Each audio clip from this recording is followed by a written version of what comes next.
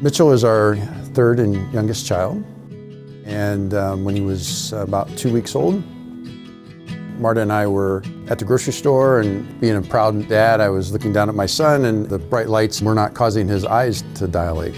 When we went to the hospital that day, a nurse came back in and said, "Doctor wants to talk to you."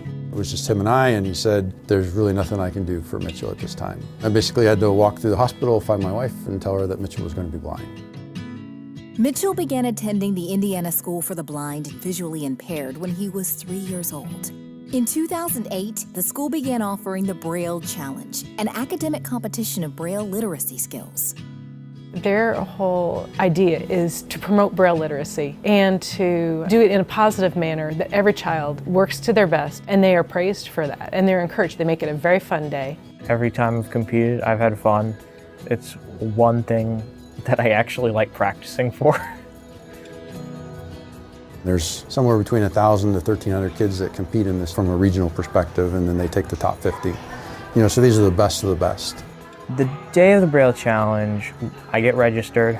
We go to the opening ceremony where the theme is introduced. This year it was Willy Wonka and the Chocolate Factory. That was pretty fun. The Braille Challenge is divided based on age group. There are 4 sessions: speed and accuracy, reading comprehension, proofreading, and then charts and graphs. First session, which is speed and accuracy, we're giving a file on a book port, and what we do is we listen to it, we write it down on Braille writers, which are sort of like typewriters. And you may begin. You need to have something covering your ears, or you're just going to be drowned out by the incessant clicking that is going on. If you're fortunate enough to get to go to the National Braille Challenge, you have no expectations, and then magic happens.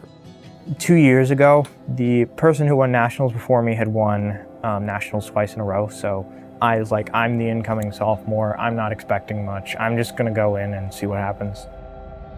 That year, much to his surprise, Mitchell won first place, and he's continued to win first place at nationals a total of 4 times.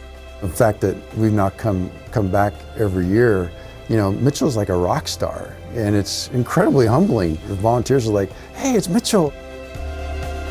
I think we all realize that we're different at times, but he gets it, every day. This is one moment where he gets to be different in an awesome way. We've been here since he was 3 years old. I can't say enough for this place, what it has done for Mitchell, for our family. It's just been an incredible blessing. What I will miss the most when Mitchell graduates is the feeling of family that the school gives to each of the kids. I have seen them treat every single child with dignity. They look for the potential every single child has, and they just want them to be able to do their best. When asked why Braille literacy matters to him, Mitchell shared, "Being Braille literate is very important to me. I enjoy writing, and I'm grateful that I have mastered the Braille code to be able to write independently and communicate with the world."